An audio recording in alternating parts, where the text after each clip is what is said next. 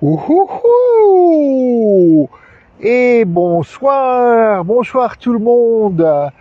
Et me voici, Dédé, clown des ODD, pour une nouvelle séquence ODD au déjà dimanche.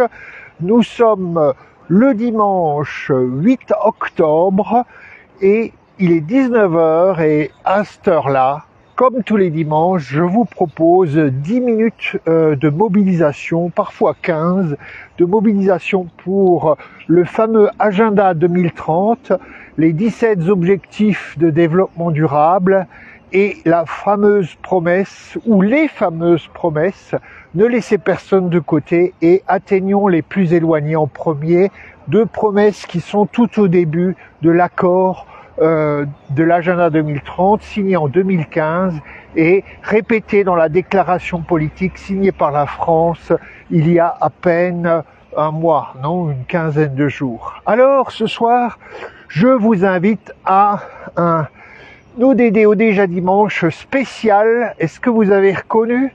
Spécial Strasbourg. Je suis devant le centre administratif, la mairie, le centre de l'Eurométropole, strasbourg.ue, et vous trouvez ça derrière vous indiqué. Et ce que je trouve extraordinaire, c'est un peu en chantier, mais que dès l'entrée, on a un parking à vélo que j'avoue, j'en ai vu des beaucoup plus grands, notamment celui d'Utrecht qui a 15 000 places. Mais là, c'est quand même un parking à vélo sympa. Alors je ne sais pas si c'est pour les fonctionnaires de l'Eurométropole Strasbourg.ue ou c'est pour tout le monde, mais toujours est-il qu'il y a un beau parking à vélo comme symbole un peu de cette transition écologique que nous devons tous vivre. Alors, c'est à Strasbourg, j'oserais dire la ville natale de votre serviteur, Dédé, le clown des ODD, que je suis ce soir, et donc c'est d'ici que je vous propose ce petit moment spécial Strasbourg et spécial Eurométropole. Avant cela, et comme je le fais à chaque fois, revenons un peu sur la semaine passée. Pour beaucoup d'entre vous, et d'ailleurs aussi pour une personne qui s'appelle Anne-Marie Jean, et qui est la vice-présidente de l'Eurométropole, je crois qu'elle est aussi élue ici à la ville de Strasbourg, ça a été cette semaine la fameuse mise en route des rencontres du développement durable, les RDD. Donc ça a eu lieu jeudi et vendredi de cette semaine, et je pense que déjà vous pouvez revoir un certain nombre de débats qui ont eu lieu cette semaine, donc dans le cadre de cette première rencontre du développement durable, un moment quand même de mobilisation ODD pour l'ensemble des Français. On y parle évidemment de transition, de vocabulaire qui ne sont pas forcément le vocabulaire de l'agenda 2030, mais on compte sur tous les acteurs pour que ces rencontres du développement durable qui vont jusqu'en décembre, où il y aura un certain nombre d'étapes en région, puis un retour à Paris, pour que en décembre on sente que là encore une fois un pas a été franchi dans la mobilisation de la France pour l'agenda 2030. Alors, on va revenir encore sur une chose de la semaine passée. En fait, c'était hier. Hier, c'était la journée internationale du travail décent. C'est quasiment, on pourrait dire, la journée internationale de l'ODD 8 après le 1er mai. Et je vous propose, en pensant à cette mobilisation globale au niveau du monde, de regarder un peu ce qui se passe en France. Vous le savez, la France a choisi de présenter le projet Territoire zéro chômeur de longue durée à l'ONU au moment du forum politique de haut niveau. C'était en juillet, mi-juillet 2023. 15 jours plus tard, retour en France, les annonces du gouvernement font penser que le budget de l'expérimentation territoire zéro chômeur de longue durée sera nettement réduit. Et c'est toujours le cas en ce moment. Il y a toujours des débats, mais la planification budgétaire pour 2024 continue à signaler, continue à se construire avec un très budget pour les territoires zéro chômeur de longue durée très réduit. Et tous ceux qui voulaient expérimenter, qui n'ont pas encore commencé, risquent de ne pas avoir de budget. C'est pour ça, en lien avec cet ODD 8, mais aussi l'ODD 11, des communautés durables dans des villes durables, que je vous propose de signer un appel qui a été lancé par l'association Territoire Zéro Chômeur de Longue Durée. Vous trouverez ça sur le site ODD au déjà dimanche, enfin la page Facebook. Et donc, signez cet appel. Je crois qu'on est à 2500 signatures, mais il faut que ça explose parce que, évidemment, c'est un projet qui est au cœur de beaucoup d'objectifs de l'agenda 2030. Donc, première invitation de ce soir, signez l'appel Territoire zéro chômeur de longue durée sur change.org. Deuxième appel, continuez à vous intéresser aux rencontres de développement durable. On fera évidemment un bilan à la fin décembre ou en décembre pour savoir un peu si ces rencontres sont mobilisatrices ou pas. Mais là, cette semaine, le 11, donc dans 3 jours, mercredi, vous avez une rencontre du développement durable qui se passe. Ouh là là, je vous ai dit que j'étais strasbourgeois. Je vous dirai aussi que il se trouve que j'ai étudié à l'école centrale de Paris et les prochaines rencontres du développement durable se passent, à l'école centrale Supélec maintenant. Donc là aussi, j'ai un peu les chevilles qui gonflent puisque Centrale Supélec s'intéresse aux objectifs de développement durable, à l'agenda 2030 et j'espère aussi aux 2 promesses transformatrices, ne laissez personne de côté et atteignons les plus éloignés en premier. Donc ça, c'était les 2 annonces pour commencer pour cette semaine, donc l'appel et les RDD. Et puis, maintenant, évidemment, il faut que je vous parle un peu de Strasbourg. Donc, Strasbourg, vous le savez peut-être, a été une des premières villes qui a essayé d'intégrer les ODD dans son travail budgétaire.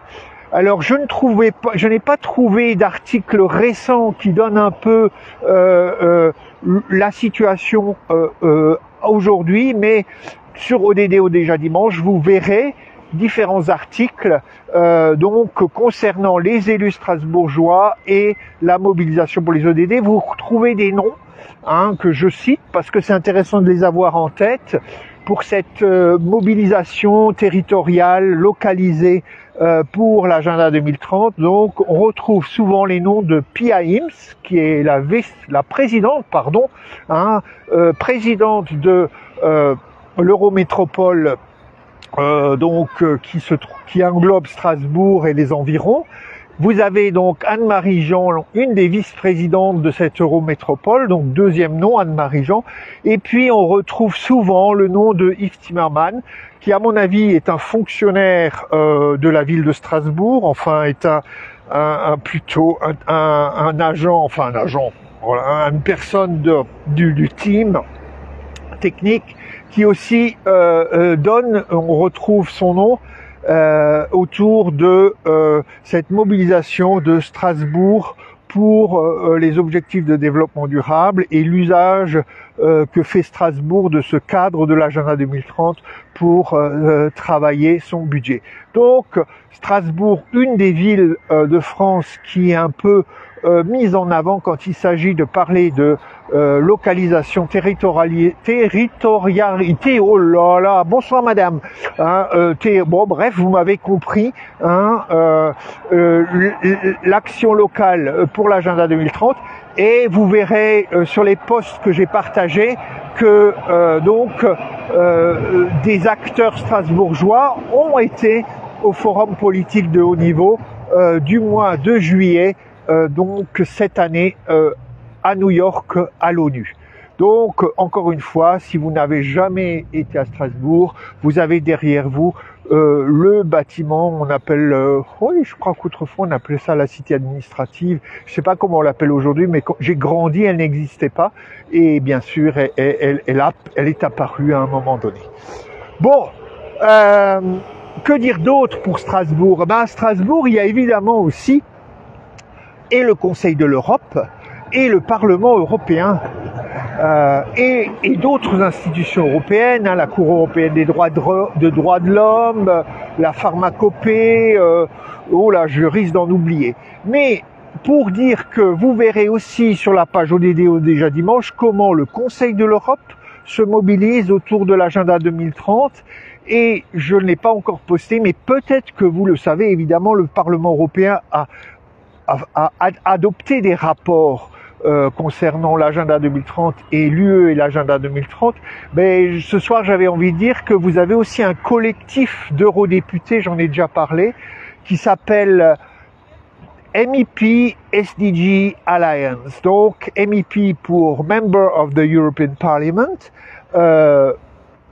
SDG pour ODD évidemment, et donc Alliance, l'alliance des députés européens pour les ODD. Et donc on peut penser que, vous savez, je ne sais pas si vous l'avez en tête, mais on avance vers les élections européennes.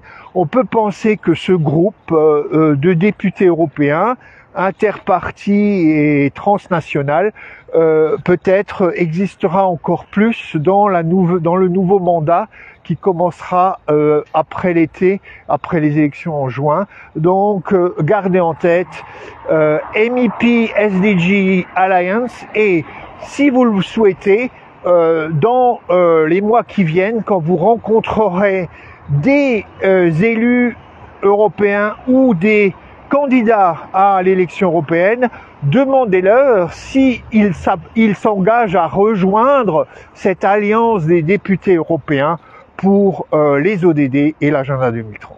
Donc voilà un peu Strasbourg et les ODD. Évidemment, on pourra en dire plus et j'espère qu'on trouvera plus d'articles sur comment Strasbourg met cela en œuvre et on les postera sur ODD au déjà dimanche. J'en ai déjà posté quelques-uns.